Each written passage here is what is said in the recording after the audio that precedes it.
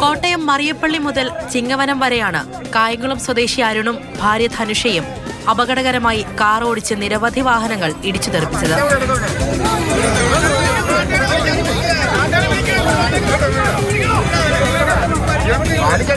നാട്ടുകാർ പോലീസ് സ്റ്റേഷനിൽ വിളിച്ച് പരാതിപ്പെട്ടതോടെ ചിങ്ങവനത്തെ റോഡിന് കുറുകെ ക്രെയിൻ നിർത്തിയിട്ടായിരുന്നു പോലീസ് പ്രതികളെ പിടികൂടിയത്.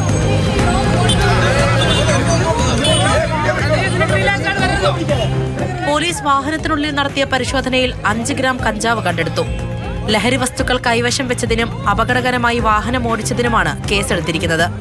ലഹരി ഉപയോഗിച്ചാണോ ഇരുവരും വാഹനം ഓടിച്ചതെന്ന് കണ്ടെത്താൻ വൈദ്യപരിശോധന നടത്തിയിട്ടുണ്ട്. ലഹരി ഉപയോഗിച്ചതിന് സമാനമായ രീതിയിലാണ് ഇരുവരും പെരുമാറിയതെന്നാണ് ചിങ്ങവനം പോലീസ് പറയുന്നത്. പ്രതികൾ ക്രിമിനൽ പശ്ചാത്തലം ഉള്ളവരാണോ എന്ന് പോലീസ് അന്വേഷിക്കുകയാണ്.